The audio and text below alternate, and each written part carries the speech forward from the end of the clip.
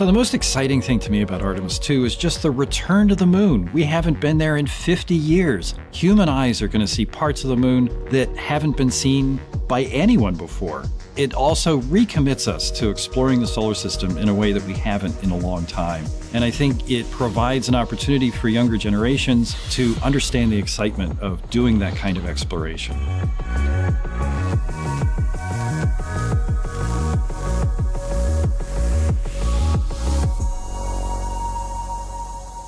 The moon is this great sort of chiaroscuro subject because the most recognizable thing about it is the changing sun angles and how that brings out the shape of craters near the terminator, which is the day-night line. Because there aren't, oceans and clouds and all the things that you see on Earth, the moon is really all about its shape. And the shape is telling you something about its long history and the history of the entire solar system.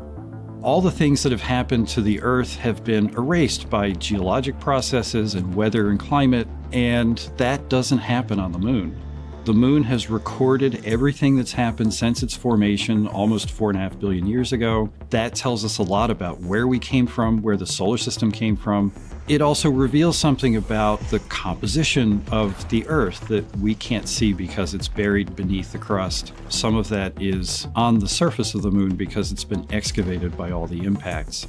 Artemis is our return to the moon after 50 years. The emphasis of Artemis is going to be, first of all, science, but second of all, learning to sustain a presence on another world. First on the moon, but we're hoping that that's a stepping stone to Mars and other destinations in the solar system eventually. Artemis 2 will be a flyby mission. It's not going to land. We're testing all of the technology that we've created for flying to the moon since Apollo.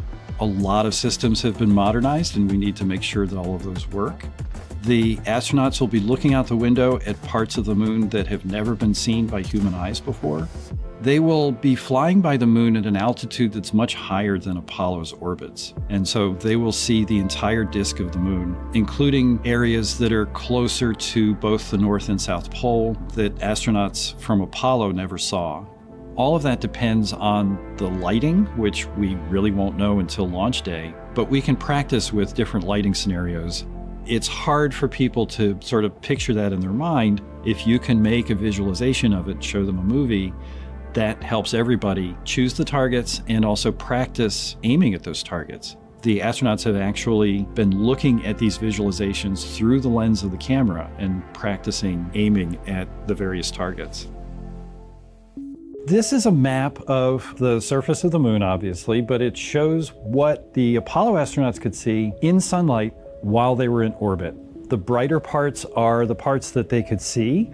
The darker parts, like this entire area here and places that are farther north and south, are places that they couldn't see in sunlight, either because it was nighttime there or because it was beyond the horizon of the astronauts.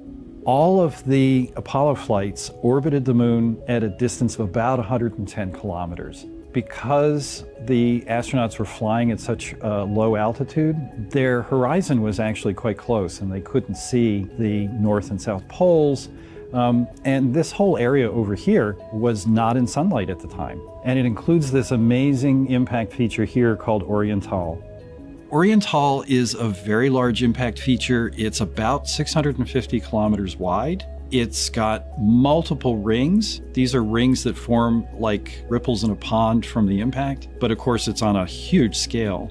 The middle of Oriental has that sort of dark basalt lava covering it, like the dark spots that we see on the near side. It's one of the biggest ones that's more on the far side than the near.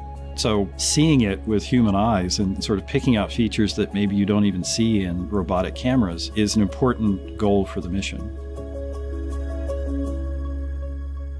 One of the photographic targets that is on everybody's list is pictures of the Earth beyond the limb of the moon. During Apollo 8, on their fourth orbit, they finally turned their spacecraft around so that they could see in the direction of the Earth. Oh my God, look at that picture over there. There's the Earth coming up. Wow, that's pretty. Hey, don't take that, it's not scheduled. You got a color film, Jim? I think it surprised all of them how beautiful and how human it was to see the entire planet Earth from behind the horizon of another celestial body. That photograph called Earthrise had a huge impact on the public because from space, you don't see country boundaries, you don't see some of the human problems that we deal with on the surface. And you also recognize that the Earth is a finite place. It's not infinite, it's not everything. It is a pale blue dot in the vastness of space. Artemis is going to have that opportunity once again. I anticipate that the astronauts will have the same feeling that the Apollo 8 astronauts did, and I think it will have a similar effect on a new generation of people who are watching this mission unfold.